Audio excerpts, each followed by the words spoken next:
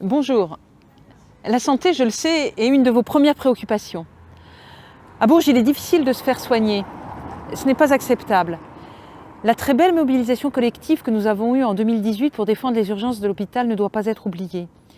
De même que nous devons être attentifs au mouvement de grève qui affecte l'hôpital depuis plusieurs mois et le service départemental d'incendie et de secours. Parce que les professionnels travaillent malgré la grève, on a tendance à l'oublier.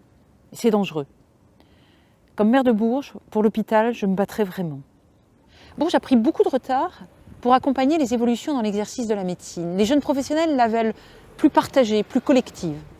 Des projets sont en cours au Prado, à Saint-Bonnet, et le pôle de santé sur Bourges-Nord doit être étoffé. Nous y ajouterons 2 autres projets, la couverture en soins d'Asnières, et puis un pôle de santé et de services ici, à l'aéroport, en lien avec les résidences de Bellevue.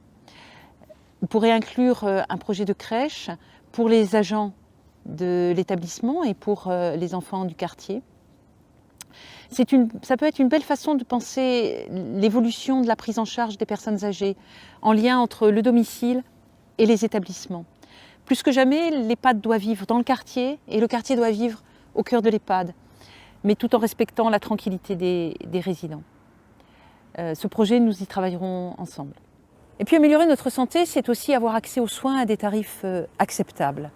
Aujourd'hui, beaucoup de complémentaires santé proposent des tarifs fort chers pour des couvertures en soins bien minces. On doit pouvoir moraliser ça. Nos voisins de la Nièvre l'ont fait et ils ont offert de ce fait à la population une couverture santé de meilleure qualité avec des économies qui atteignent parfois plusieurs centaines d'euros pour un certain nombre d'habitants. Nous devons pouvoir offrir la même chose aux berruyères et aux berruyers. Et je remercie les clubs de personnes âgées avec lesquels nous avons travaillé sur ce projet.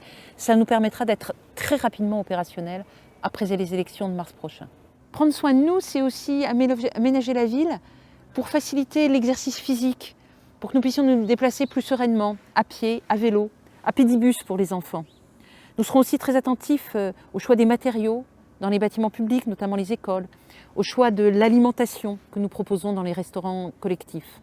Et puis nous soutiendrons tous les projets des acteurs de la prévention et de la promotion de la santé en veillant à ce que tous travaillent ensemble. Vous le savez, vous connaissez mon engagement ces dernières années comme vice-présidente du conseil départemental et mes préoccupations en direction des personnes qui vivent dans des situations financières difficiles. Il y a, je vous l'ai déjà dit, 12 000 personnes à Bourges, 12 000, 20%, qui vivent en dessous du seuil de pauvreté. Et la pauvreté, ça affecte aussi la santé des gens. C'est pourquoi, au niveau de la ville, nous devrons être très attentifs à ce que l'ensemble des services que nous mettons en place puissent être accessibles à tous et puissent permettre une vie familiale sereine, en particulier dans les familles où il y a un seul parent, qui est le plus souvent une maman.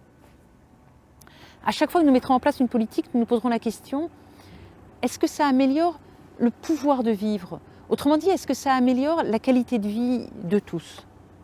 Et puis surtout, pour tout cela, eh bien, on vous demandera votre avis. À bientôt.